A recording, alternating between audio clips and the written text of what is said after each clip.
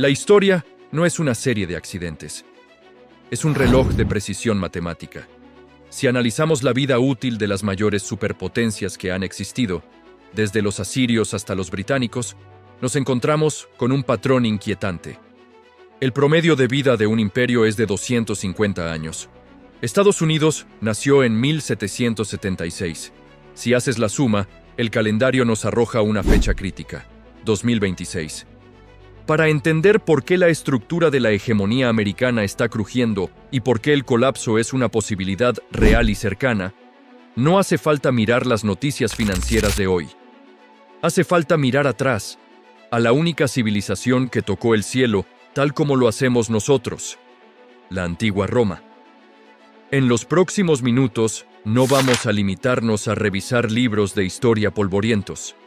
Vamos a identificar el error fatal que destruyó a Roma y a demostrarte que hoy lo estamos repitiendo a una escala mucho mayor.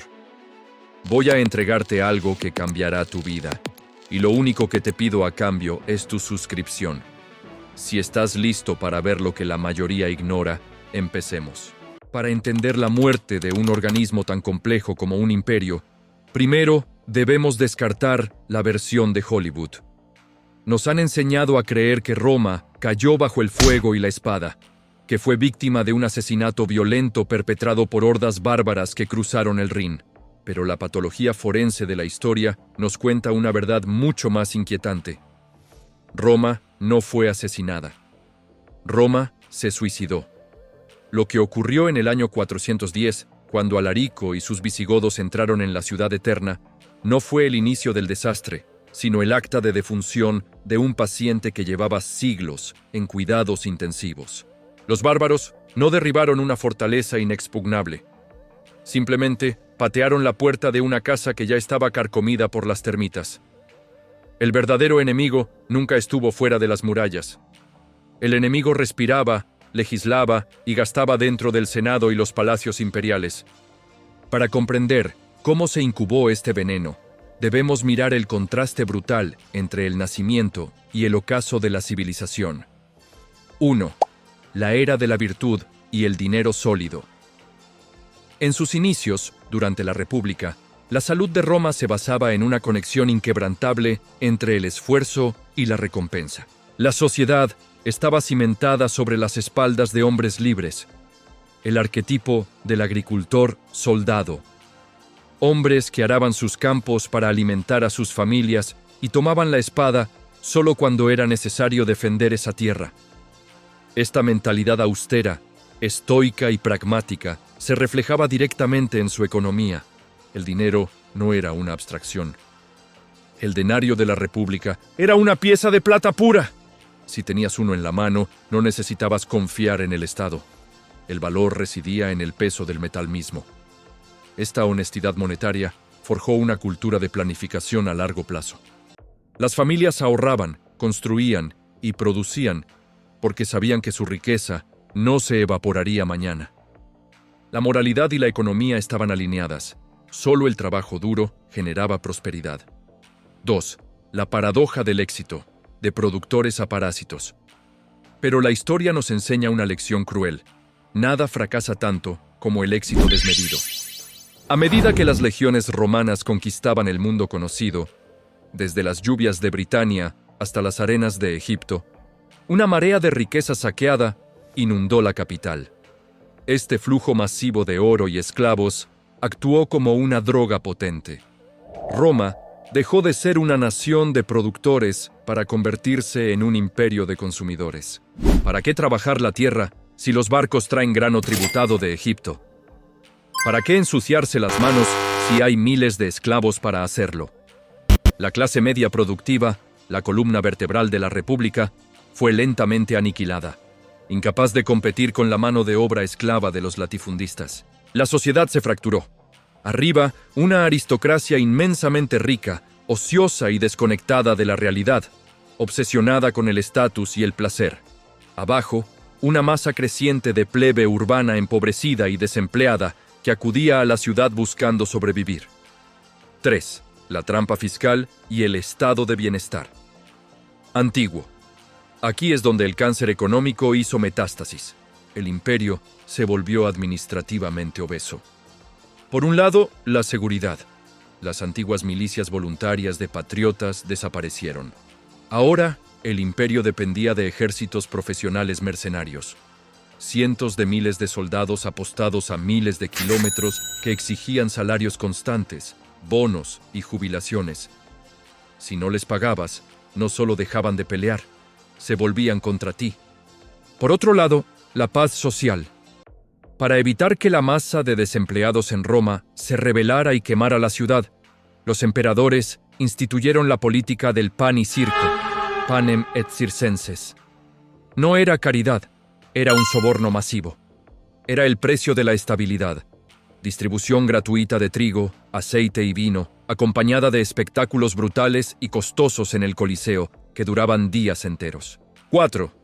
El callejón sin salida.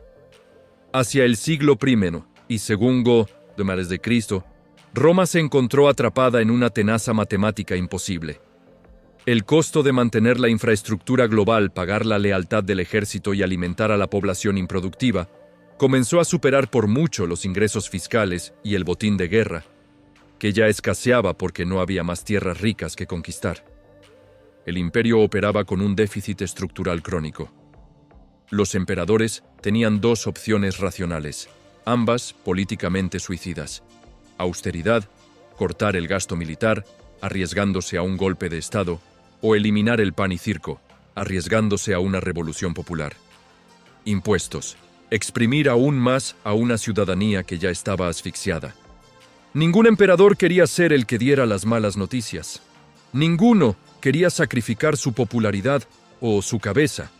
Así que, acorralados por la realidad matemática y su propia ambición, rechazaron la medicina y eligieron el veneno. Decidieron que si no tenían suficiente dinero real, inventarían dinero falso. Y en ese preciso momento, al decidir romper la realidad económica, firmaron la sentencia de muerte de su civilización. Aquí es donde la historia deja de ser una colección de fechas y se convierte en un espejo criminal de nuestra realidad. Porque cuando un imperio gasta más de lo que produce, sus líderes se enfrentan siempre a la misma encrucijada. Y ya sea que lleven una toga de seda o un traje de sastre, siempre eligen el mismo camino: el fraude. 1. El experimento romano, la alquimia del robo. Todo comenzó de forma sutil, casi imperceptible. Era el año 64 de Cristo. Roma había ardido en el gran incendio y el emperador Nerón necesitaba reconstruir la ciudad y su inmenso palacio dorado urgentemente. Las arcas estaban vacías. Subir los impuestos provocaría revueltas. Nerón tuvo entonces una idea genial y perversa. Ordenó recolectar los denarios de plata de los impuestos, los fundió y les agregó un pequeño porcentaje de metales baratos, como cobre o bronce. Luego, volvió a acuñar las monedas. A simple vista, el nuevo denario brillaba igual, tenía el mismo peso y la misma cara del emperador. Pero, intrínsecamente, era una mentira. Nerón había logrado convertir mágicamente 100 monedas de plata real en 110 monedas de aleación. Había creado dinero de la nada. Al principio, el mercado no lo notó. La fiesta continuó. Pero Nerón había abierto la caja de Pandora. Los emperadores siguientes vieron lo fácil que era financiarse sin pedir permiso. Si había que financiar una guerra en Germania, se reducía la plata un 10%. Si había que pagar bonos a la Guardia Pretoriana, se reducía otro 15%. Fue una expropiación silenciosa. Durante 2 siglos, el contenido de plata cayó en picada. Para el año 270, bajo el emperador Aureliano, el denario era una broma de mal gusto. Apenas contenía un 5% de plata. Era una moneda de bronce bañada en una fina capa plateada para engañar al ojo. Con el uso, esa capa se desgastaba y revelaba el metal barato debajo, exponiendo la estafa del gobierno a la luz del día. El gobierno estaba robando la riqueza de sus ciudadanos moneda a moneda. 2. El 15 de agosto de 1971. El crimen moderno. Ahora avancemos casi 2000 años. El escenario ya no es un palacio en el Palatino, sino la oficina oval en la Casa Blanca. Es domingo por la noche. El presidente Richard Nixon interrumpe la programación televisiva para dar un anuncio que cambiaría la historia económica del mundo. Estados Unidos se estaba desangrando financieramente. La guerra de Vietnam y los masivos programas sociales de la gran sociedad habían vaciado el tesoro.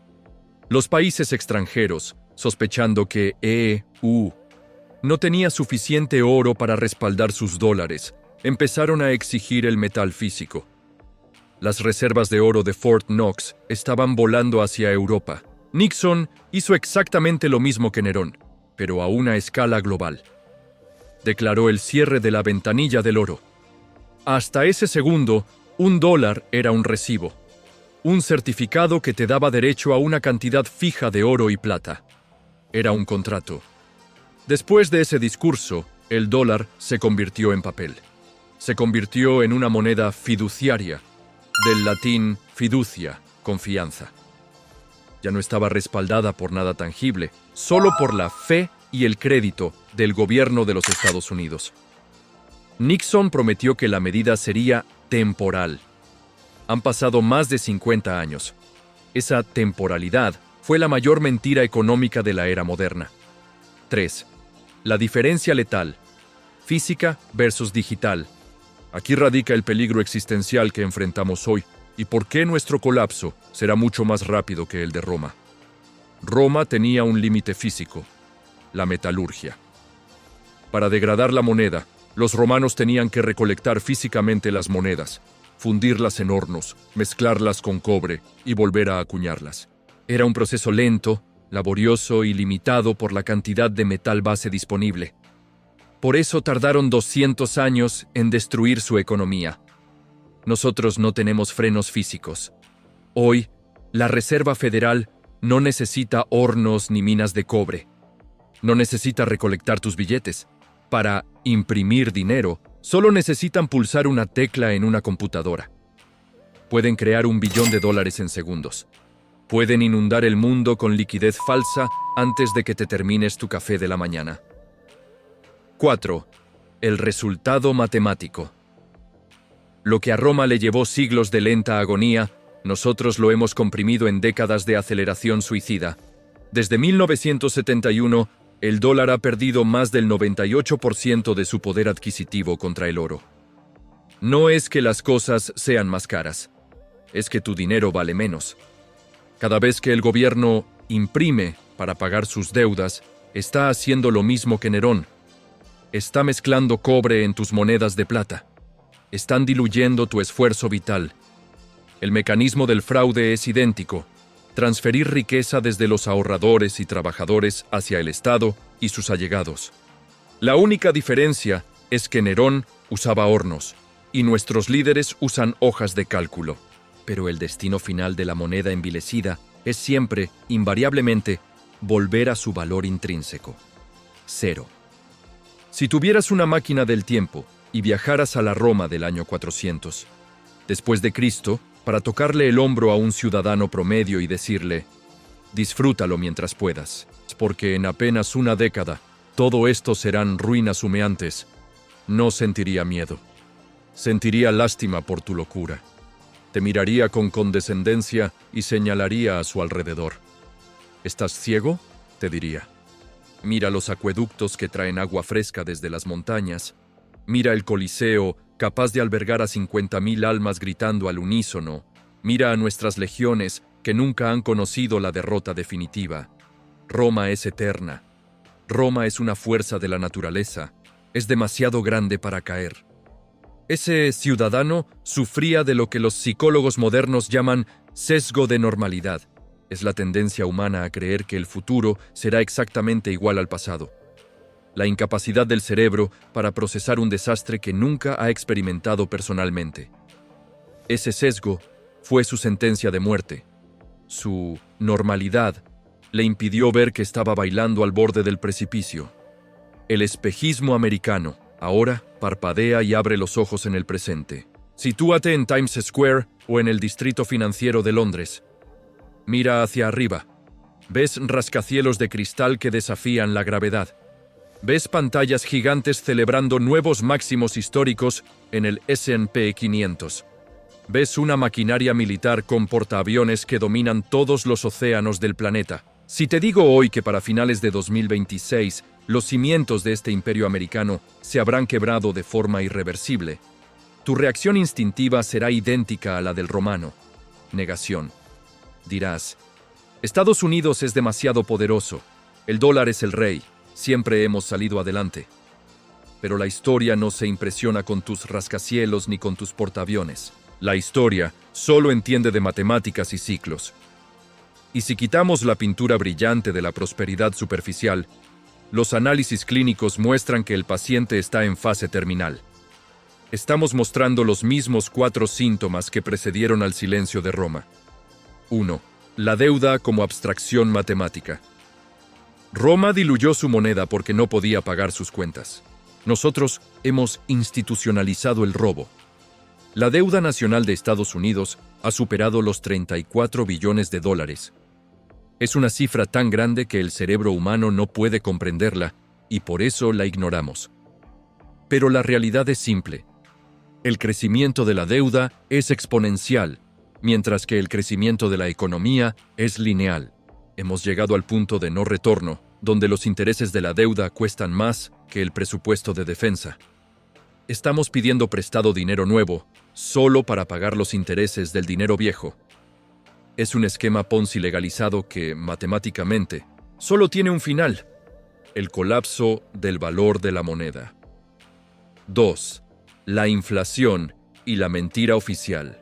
Al igual que los emperadores juraban que el denario de cobre seguía siendo plata, nuestros líderes nos dicen que la inflación está bajo control. Nos dicen que miremos el índice de precios al consumidor, IPC, una métrica manipulada que excluye convenientemente lo que realmente necesitas para vivir. Pero tu bolsillo conoce la verdad. La clase media está siendo destripada. El precio de la vivienda, la comida y la energía se ha desconectado de los salarios reales. La prosperidad, que vemos en las noticias, es una ilusión nominal creada por la impresión de dinero, no por la producción de riqueza. 3. El pan y circo digital. Roma tenía gladiadores y reparto de trigo para que la plebe no pensara en su miseria. Nosotros hemos perfeccionado esa anestesia a un nivel aterrador. Hoy, el circo lo llevas en el bolsillo. Son las redes sociales, el entretenimiento infinito, la dopamina barata de un scroll infinito que nos mantiene distraídos, polarizados y pasivos. Y el pan es la dependencia estatal moderna. Cheques de estímulo, subsidios y una cultura que castiga al productor y premia la inactividad. Una población distraída y dependiente es incapaz de rebelarse, incluso mientras su futuro es saqueado frente a sus ojos. 4. La fractura interna. Finalmente, el síntoma más peligroso, la división. Roma no cayó cuando los bárbaros atacaron. Cayó cuando los romanos empezaron a odiarse entre ellos más de lo que temían al enemigo externo. Hoy, Occidente está culturalmente desgarrado. No compartimos una visión de futuro, ni valores comunes, ni siquiera una definición compartida de la realidad. Las élites financieras viven en una órbita diferente a la del trabajador promedio, creando un resentimiento que está a punto de estallar. Al igual que el edicto de precios máximos del emperador Diocleciano, fracasó estrepitosamente al intentar legislar contra la realidad económica, las afirmaciones de nuestros bancos centrales de que pueden gestionar este aterrizaje son arrogancia pura. El ciudadano romano creía que su mundo era eterno, hasta el día en que las puertas se rompieron. Nosotros vivimos bajo el mismo hechizo. Creemos que la fiesta nunca terminará, pero la música ya se ha detenido, y lo único que queda es encender las luces. El mundo está perdiendo la fe en el dólar, tal como los comerciantes romanos rechazaron el denario envilecido. Las naciones buscan alternativas. Cuando esa demanda global de dólares cese, la marea de billetes impresos regresará a casa, provocando un shock económico sin precedentes. Llegar al año 2026 no implica el fin del mundo, sino el fin de una era. Roma no desapareció del mapa.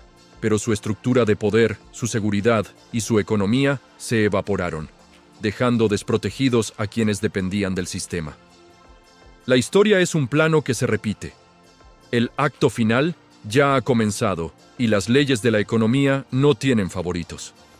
No puedes detener el ciclo, pero puedes prepararte. La gran pregunta no es si el imperio caerá, sino dónde estarás tú cuando la música se detenga y se enciendan las luces de la realidad.